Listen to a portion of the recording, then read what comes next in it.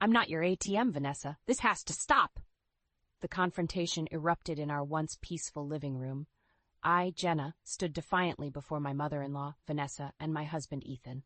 Vanessa lounged on the couch, her face a twisted mixture of surprise and contempt, while Ethan lingered awkwardly, his expression blank. "This is my son's house, Jenna. I'll spend as I please," Vanessa snapped back, her voice cold and dismissive. It felt like a bad dream. Ethan and I had begun our journey together, filled with dreams and love, but those days were now just a distant echo.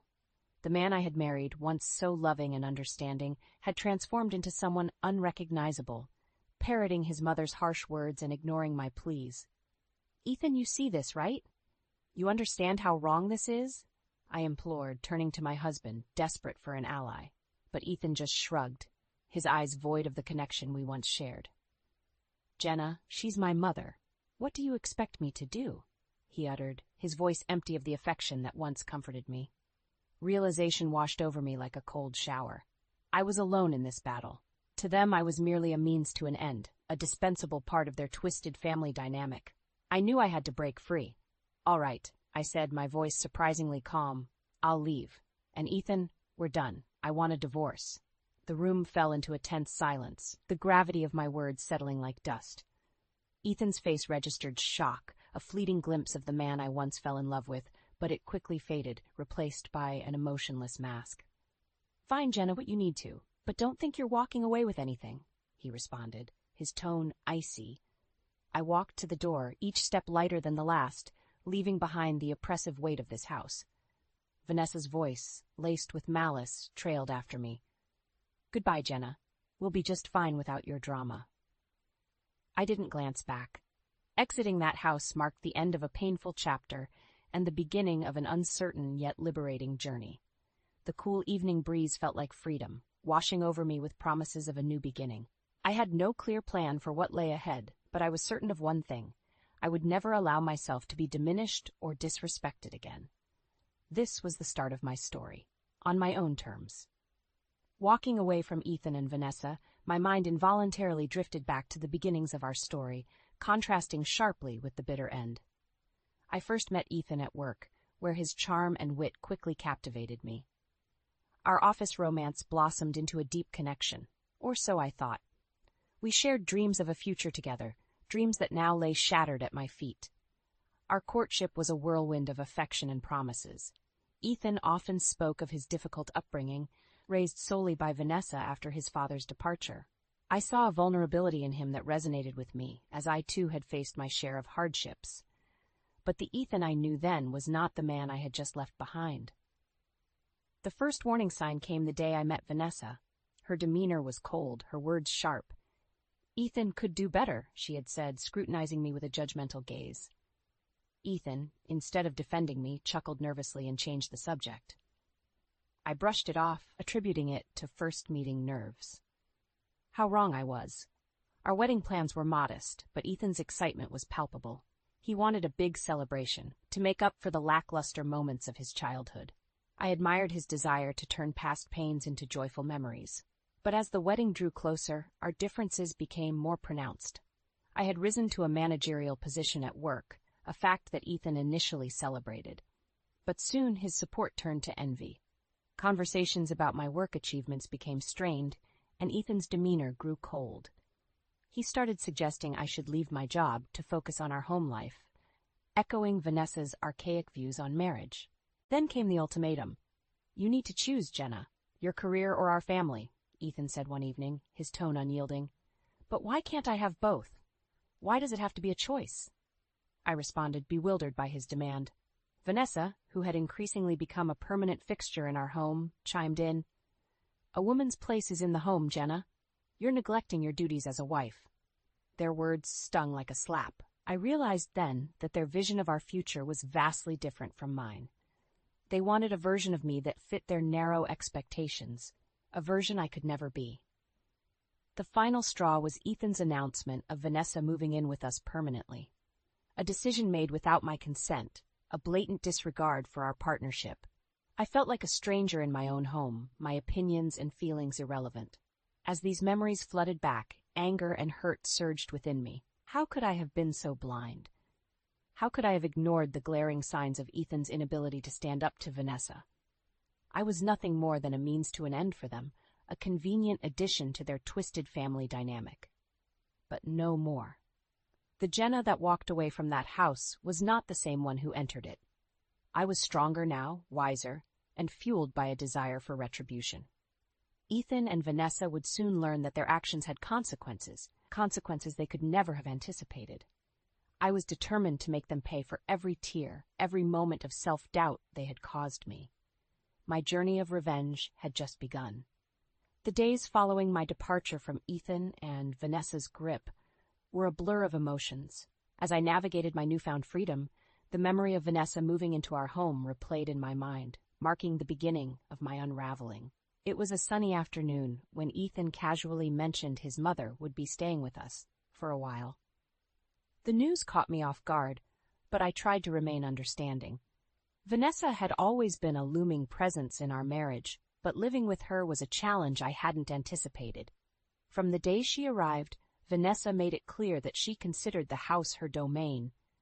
This place could use a woman's touch, and clearly, "You're not up to the task, Jenna," she remarked on her first day, eyeing the decor disdainfully. Her criticism wasn't limited to the house. She found fault in everything I did, from my cooking to the way I dressed. "Ethan, how do you tolerate such bland meals?" she would say, scrunching her nose at the dinners I prepared. Ethan, instead of defending me, would nod in agreement, his silence a dagger to my heart. Her extravagant spending was the most egregious. Designer clothes, expensive jewelry, and lavish parties became the norm. She used the money I earned as though it were hers by right.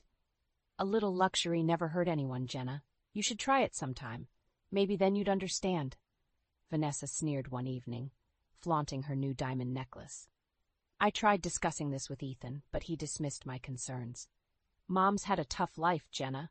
She deserves to enjoy herself," he said, ignoring the financial strain her indulgences put on us. The situation reached a boiling point when Vanessa decided to renovate the kitchen without consulting me. "It's just so outdated, Jenna. We need a space more fitting for our lifestyle," she declared, as contractors roamed our home estimating costs. "But this is our home, not just yours. You can't just make these decisions without talking to us." I protested, my frustration boiling over. Vanessa laughed, a cold, harsh sound that echoed in the hollow space that used to be my sanctuary. "Oh, Jenna, when will you learn? This is my son's house, and what I say goes. You're just living here." Ethan's response, or lack thereof, shattered any remaining illusions I had about our relationship. He stood by, a passive observer, as his mother bulldozed over my feelings and our shared life. That night, lying in bed, I realized the full extent of their betrayal. They didn't see me as a partner or even a person. I was just a convenient accessory in their lives, easily discarded and replaced. But I refused to be a victim any longer. As Vanessa's words echoed in my head, a plan began to form. They thought they could control me, use me for their own gain, but they were gravely mistaken. I would take back control, reclaim my life, and in doing so, I would ensure that Vanessa and Ethan felt the sting of their actions, a sting that would leave a lasting mark. My revenge would be meticulous, calculated, and, most importantly, deserved.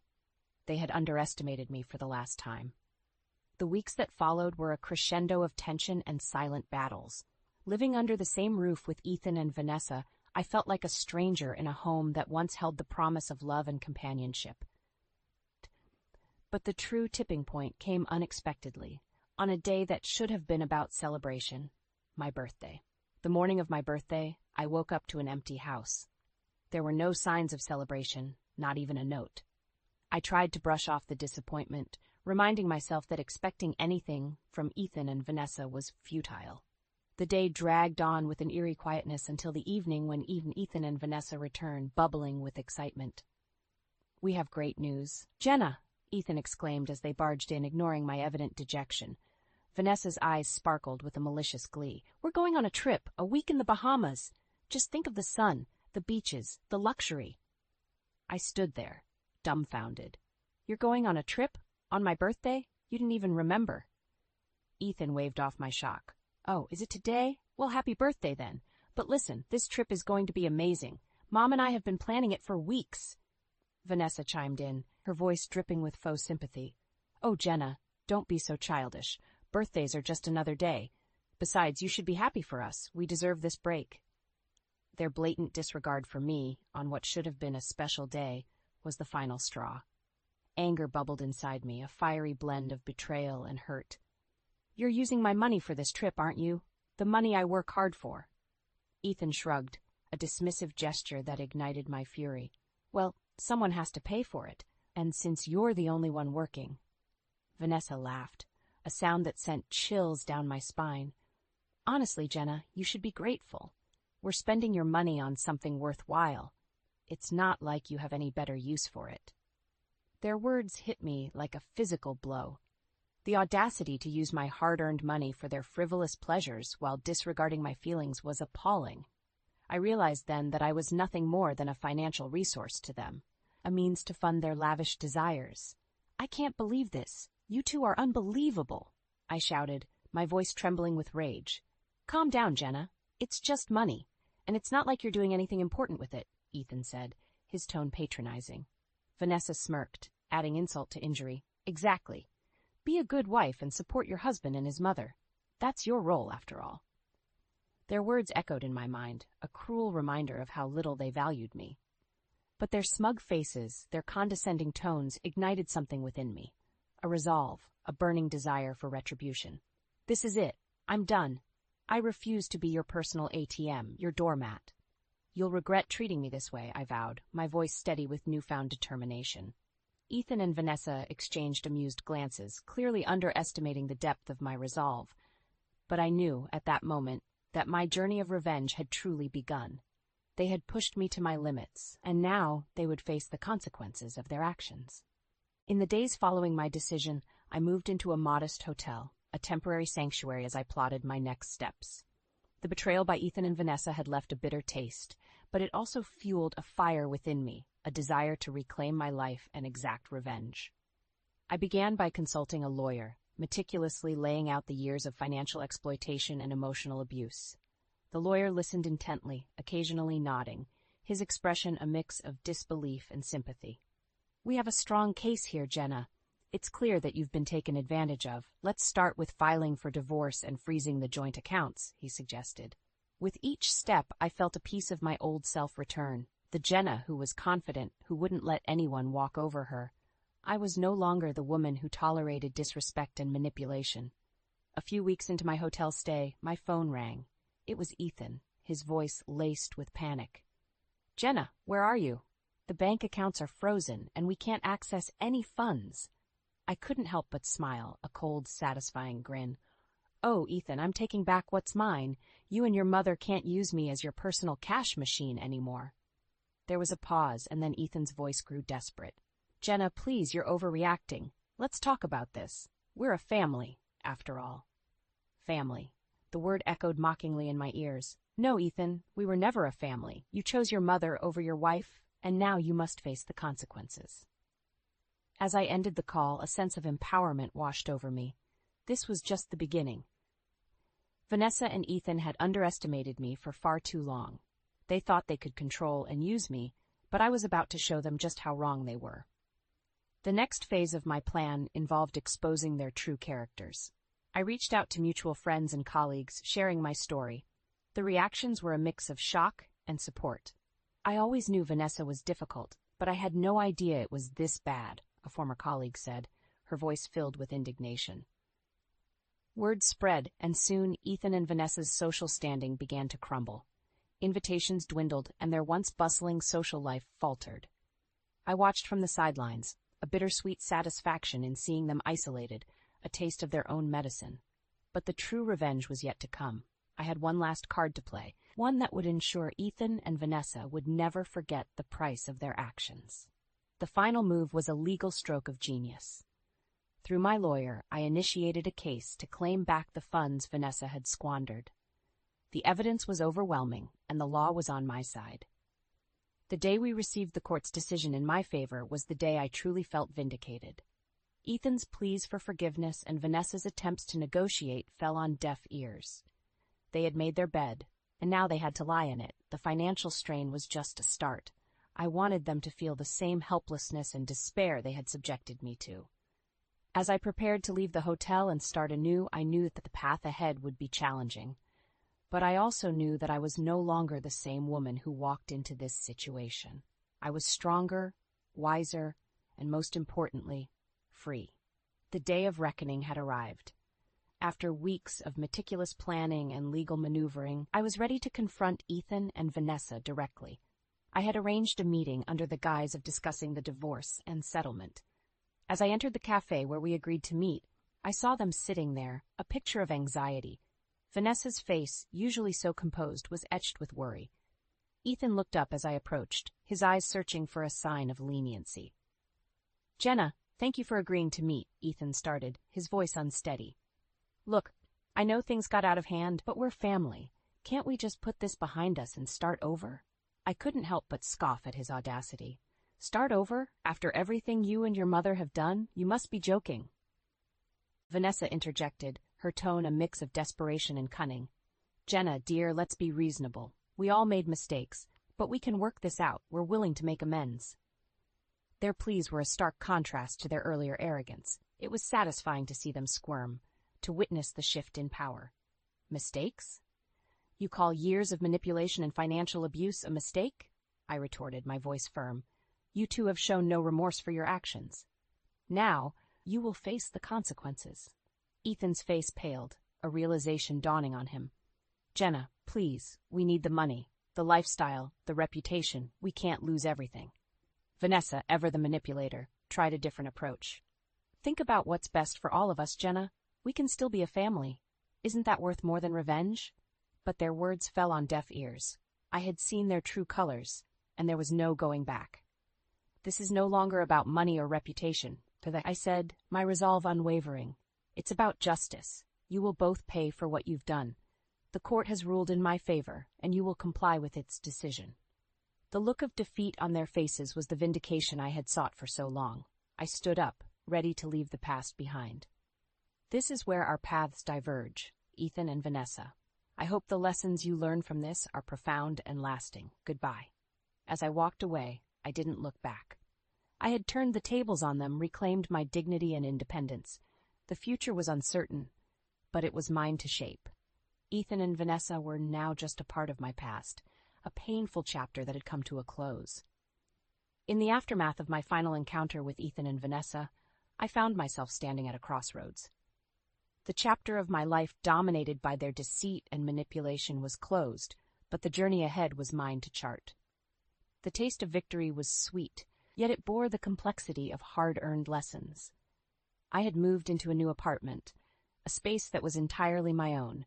The walls were yet to be decorated. The rooms still echoed with the newness, but it was a sanctuary of peace and freedom. For the first time in years, I felt in control of my destiny. Word of Ethan and Vanessa's downfall spread quickly.